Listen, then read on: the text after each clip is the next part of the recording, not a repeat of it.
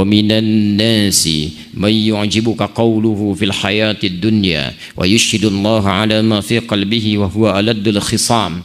Di antara sementara orang ada yang kalau bicara kata-katanya begitu menarik, retorikanya cantik, kalimatnya bagus, kadang-kadang membawa nama Allah, ayat Quran dipotong-potong, padahal dia musuh yang paling bahaya. Coba Anda lihat, ada mengaku muslim tapi bisa mengatakan kalimatnya bagus. Semua agama itu sama, menuju pada Tuhan yang sama, cuman caranya beda-beda. Pernah dengar kalimat itu?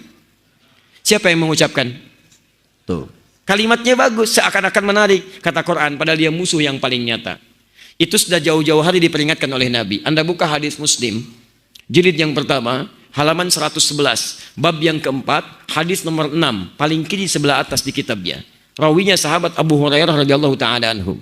Kata Nabi, sayakunu fi akhir ummati dajjaluna kadzabun. Akan muncul di akhir-akhir umatku nanti para pendusta yang pintar-pintar. Ada dajjal, ada masih ad-dajjal. Kalau dajjal saja bukan makhluknya, tapi mengambil sifatnya. Di antara sifatnya pintar. Dajjal itu Dajjal itu pintar atau bodoh? Pernah lihat? Masya Allah. Dari mana tahu pintar? Bisa menipu orang. Kalau tidak pintar bagaimana bisa menipu? Kalau masih ad-dajjal makhluknya, kalau dajjal saja sifatnya, kata Nabi, akan banyak orang pintar yang menipu. Dan nipunya bukan nipu biasa, bukan bisnis. Kalau bisnis dari jahiliyah sudah banyak. Yang ngurangin timbangan zaman jahiliyah sudah ada. Wailul lil mutaffifin, celaka orang-orang curang, alladzina idza qtalu hum 'alan nasi yastawfun, yaitu kalau menimbang mereka kurangi. Jadi kalau masalah curang di bisnis zaman jahiliyah sudah ada. Kalau sekarang ada pebisnis curang, dia terlambat.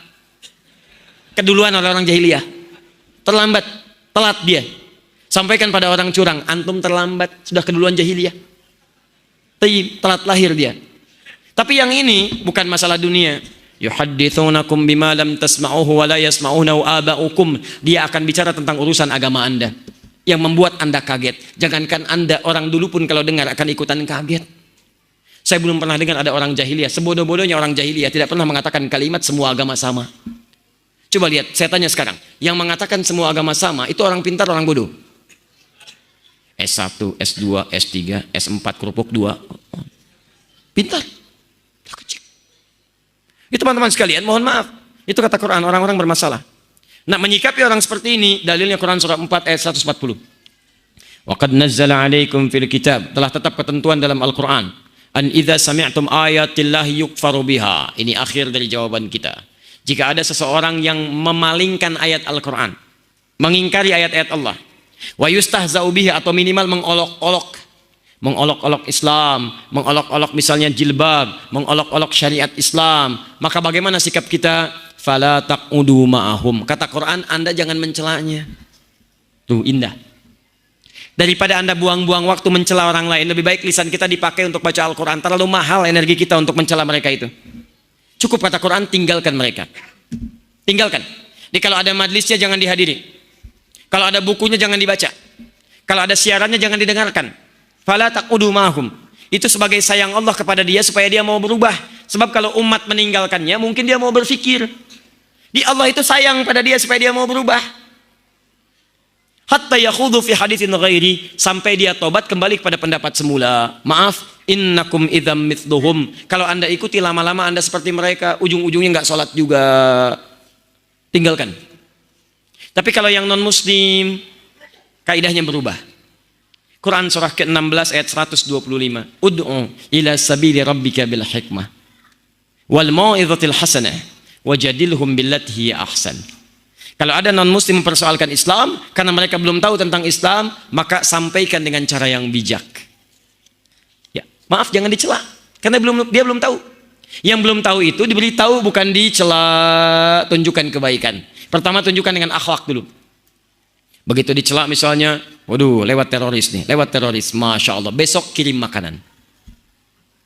Assalamualaikum. Wah, awas, ada teroris. Begitu datang, ada apa kemari? Kami mau kirim makanan. Kok kirim makanan? Kenapa?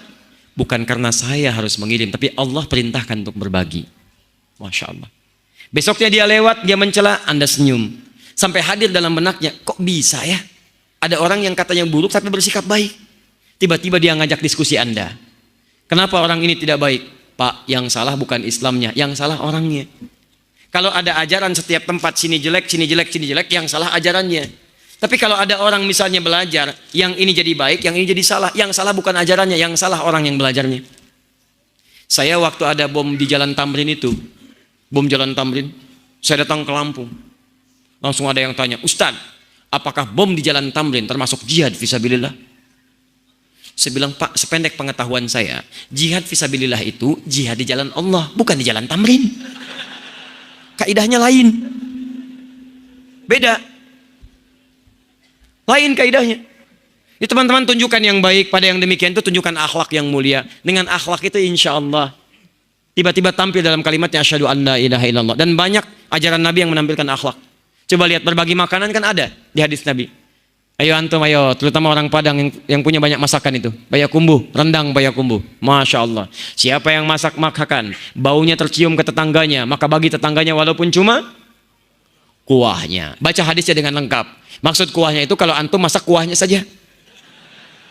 Tapi kalau dengan rendangnya, bagi dengan rendangnya. Tapi maksud saya, masak kuah aja diminta berbagi, apalagi masak rendangnya. Tapi pernahkah Anda lihat di hadisnya, khusus untuk orang Islam? Tidak ada. Tetangga Anda mungkin non-muslim, ada yang Kristen, ada yang Hindu, ada yang Buddha. Lihat, Anda masak, Anda bagi. Begitu Anda bagikan, dia bilang, Pak, kok baik sekali. Bukan baik, tapi ini karena Allah perintahkan saya untuk berbagi. Begitu kalimat Allah meluncur di lisan Anda, menghujam ke hatinya. Besok-besok dapat hidayah.